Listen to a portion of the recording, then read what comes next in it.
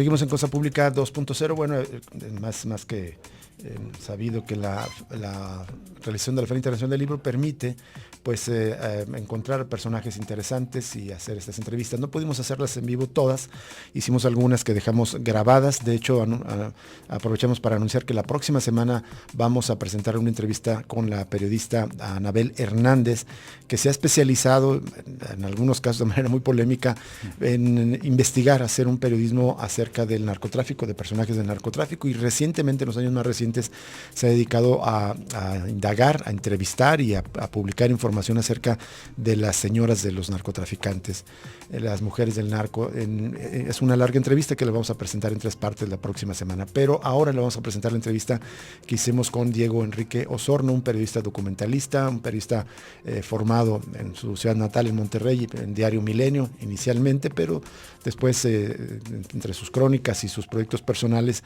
se ha dedicado más bien a los documentales. Tiene una casa productora y en este marco fue invitado por el ejército, los dirigentes del Ejército Zapatista de Liberación Nacional, a acompañar a la delegación zapatista que realizó en 2021 el viaje hacia Europa en este proyecto, en esta iniciativa política de Iniciativa por la Vida de Jesús. Estuvo muy interesante. Vamos a escuchar la entrevista en 2 partes. Vamos a escuchar la primera parte.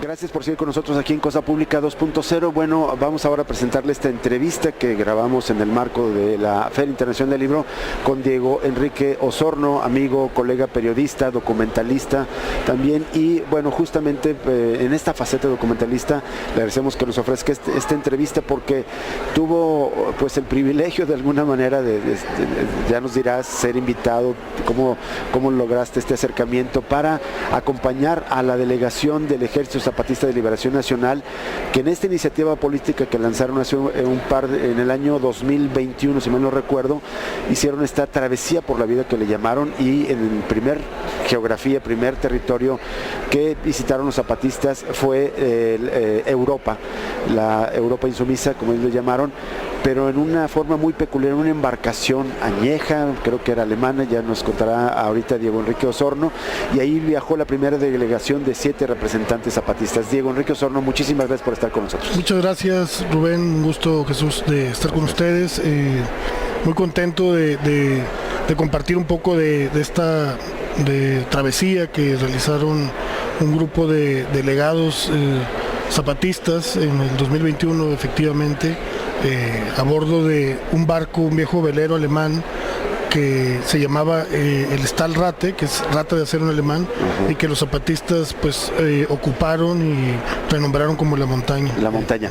Solamente para poner en contexto, como la mayoría sabe seguramente de los radioescuchas del Ejército Zapatista, es una organización política, militar incluso, que le declaró la guerra al Estado mexicano. Va a ser ya hace 30 años, el 1 de enero de 1994, después por motivos de que la sociedad civil se involucró, lograron detener lo que parecía ser un ataque a gran escala del Estado mexicano, lograron un proceso de paz, pero ellos decidieron, cuando fueron traicionados por el Estado mexicano, dedicarse a construir su propia autonomía, y desde entonces han lanzado muchísimas iniciativas políticas muy sorprendentes, entre otras, hace ya 7, 8 años, la candidatura independiente de María de Jesús Patricio.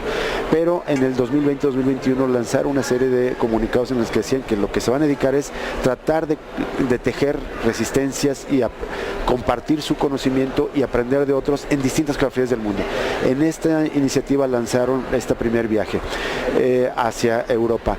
¿Cómo fue esta iniciativa, Diego? ¿Cómo es que tú te involucraste para poder hacer este documental La Montaña? Sí, que bueno, filmaste este viaje. Sí, como bien comentas, o sea, la historia, digamos, del zapatismo, que en realidad se cumplen 40 años de su creación, 30 años de que los conozcamos, ¿no? A partir del alzamiento del 1 de enero del 94.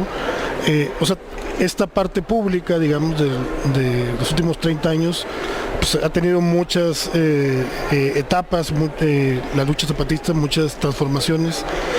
Yo, en mi experiencia personal, digamos, la dividiría en 2, que es una primera etapa del 94 al 2001, que es la etapa del alzamiento armado, de los diálogos de San Andrés a Camachén, que luego se incumplen, de la traición de Zedillo, el intento de detener a los liderazgos del Ejército Zapatista, la destrucción de algunos de los municipios autónomos, la invasión por parte del Ejército, la masacre de Acteal, y digamos ese periodo termina con la Marcha del Color de la Tierra, que como bien comentas es un momento donde hay aparentemente con el gobierno de Vicente Fox y el inicio de la alternancia y la supuesta democracia en el país, una expectativa de cumplimiento de la autonomía no solo de los pueblos zapatistas, sino de todos los pueblos indígenas del país.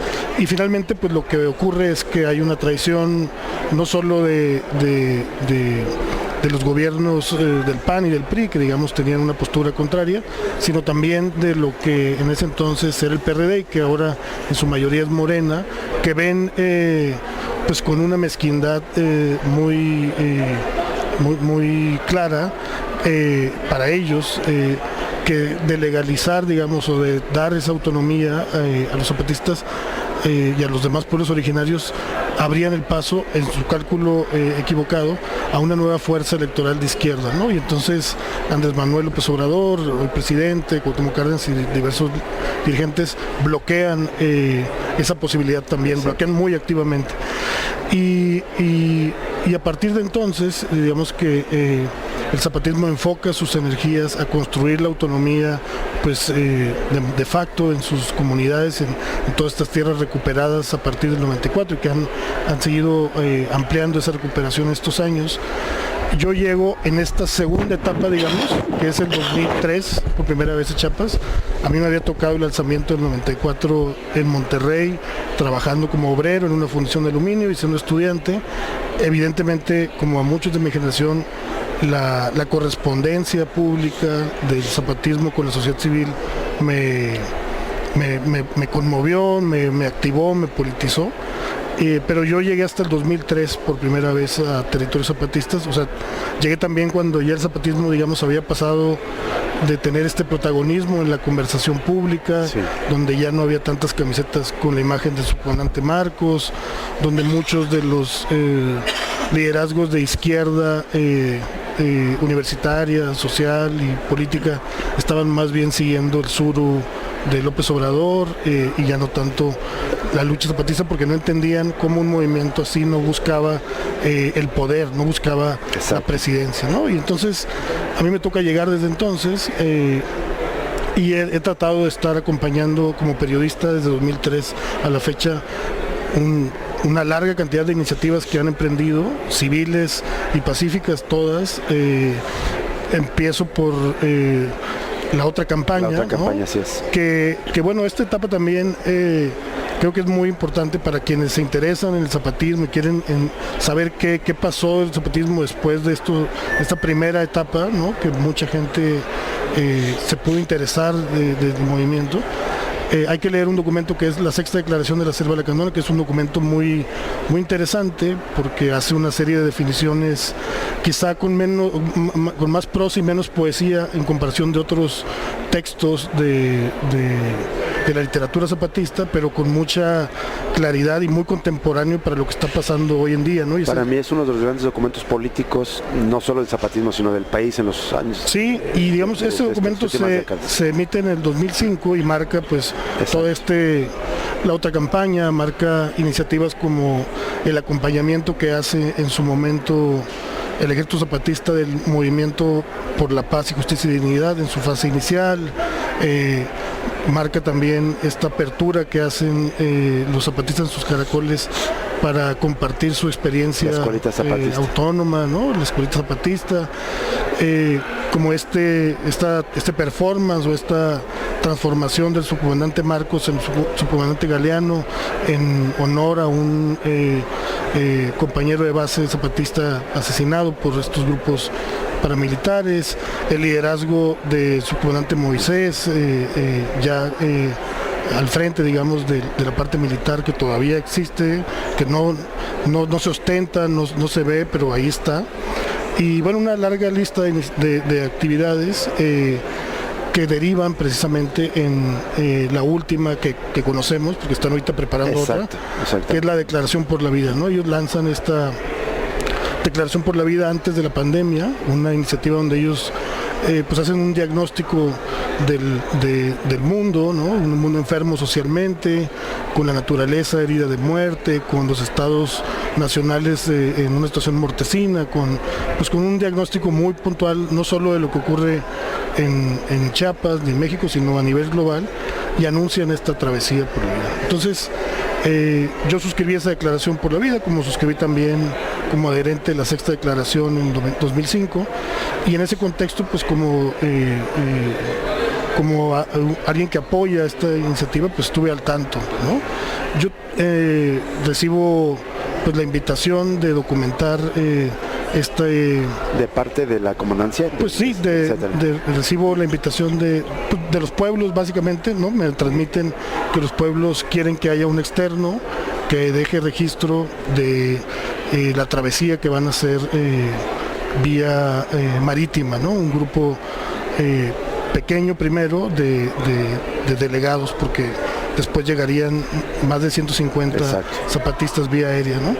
Y para ese viaje en un velero, pues quieren que alguien de fuera vea lo que ocurre y comparta su mirada después. Entonces, pues evidentemente yo sí me sorprendió mucho, primero que fueran a hacer el viaje, ¿no? Después. Y en esas condiciones, ¿no? En esa embarcación, ¿no? Sí, bueno, casi 2 meses, ¿no? Yo no tenía, o sea, yo soy de Monterrey, soy de monte, y vivo en el desierto, en Sonora.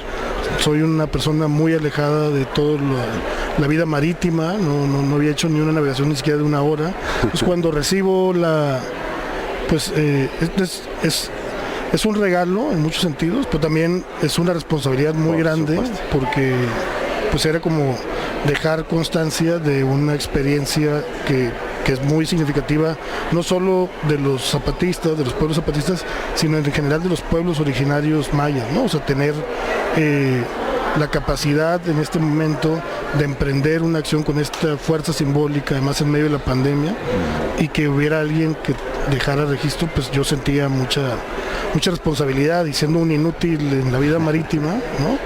Pues digamos que estaba muy preocupado de en primera instancia, pues estar como a la altura de las condiciones físicas y psíquicas básicas para poder cumplir la travesía. Y un poco a partir de eso, de esa responsabilidad o esa tarea, pues nace la película, que es La Montaña.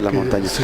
¿Cómo fue específicamente la filmación? Es decir, ¿aceptas después de considerarlo? La delegación zapatista eran 7, ¿no? Eran 3 mujeres, 2 hombres y... No, 4 mujeres, 2 hombres y una otroa. Una persona trans. ¿Y la tripulación? ¿Cuántos eran? ¿Era un capitán alemán? Éramos 15 en total, 7 zapatistas del escuadrón 421, que ya los comentaste, que son Jimena, Yuli, Lupita, Carolina, las 4 mujeres, Bernal y Felipe, y Majo, que era la persona no binaria. Además iba Javier Elorriaga como enlace de apoyo, y iba María Seco, cinefotógrafa, que me acompañó, con quien hice el documental, y los demás eran tripulantes de la embarcación. Digamos, de la filmación, solo María Seco y tú. Sí, solamente. Sí, nosotros 2 nada más. ¿Y otros 6 entonces tripulantes? No, otros 5. ¿Otros 5? Sí, que eran el capitán, Ludwig, Lulu, un capitán, ya cuando vean la película, serán que no le gusta que le digan capitán, el coordinador, Ete, que es otro marinero, Gaby, otra marinera alemana, Carl o Carlitos, el marinero más joven alemán, y el marinero más joven de todos, Edwin, colombiano. Eran ellos 5 y nosotros 10, digamos. Exactamente. Salen de Isla Mujeres. De Isla Mujeres. Sí. ¿Cuánto duró la trayectoria hasta el puerto de Vigo, si mal no recuerdo? Sí, ¿no? Salimos, estuvimos en el barco 52 días, 50 días, digamos, navegando hasta llegar a Vigo, pero tuvimos que esperar un par de días después de haber tirado para descender por cuestiones migratorias y demás.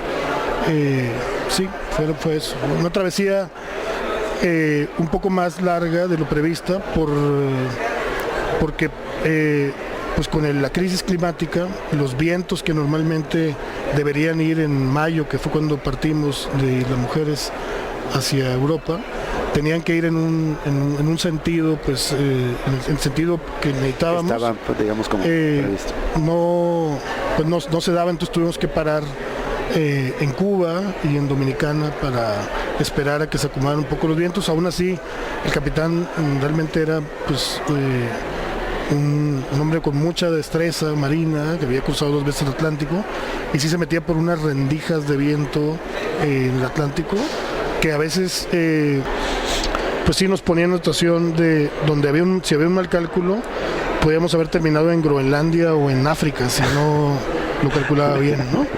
Sí. Diego Enrique Osorno, y bueno, quería hacerte un par de preguntas, pero antes, para concluir, digamos, ¿continuaste después la ruta ya dentro de España? Porque hubo una serie de encuentros con colectivos, personas trans también, defensores del territorio allá en Europa, quienes se oponen a despojo. ¿Hasta dónde seguiste, digamos, acompañando a la travesía? Yo llegué a Vigo, estuvimos filmando un par de días y ya me regresé. Digamos que solo estuvimos esos 52 días, bueno, un poco más, porque hubo una semana previa, digamos, donde el escuadrón estuvo en cuarentena, y hubo un recorrido por algunos caracoles y algunos otros ciudades del sureste. En realidad solo estuve ese lapso. Mi tarea, digamos, mi responsabilidad era, pues, dejar registro de ese viaje, porque no había ninguna otra, digamos, cámara, no había otro externo atestiguando eso que pasó. Y digamos que también conceptualmente, a mitad del viaje, ya verán la película si tienen oportunidad, como sentía yo que más allá, en primera instancia era dar el registro a los pueblos, ¿no?, de ese viaje, y en segundo era hacer una película, ¿no? O sea, como que eran las dos. Y lo primero, pues, era cumplir con la travesía marítima, pero a mitad del viaje conceptualicé la manera en la que quería abordar la película, y precisamente me gustaba la idea de que solo se quedara en el barco. Es una peli que transcurre solo en el barco, que, pues, no quiero spoilear el final y demás, pero tiene algunos elementos, digamos, más de indicar el horizonte que de cerrar completamente la historia. Ya regresa Cosa Pública 2.0.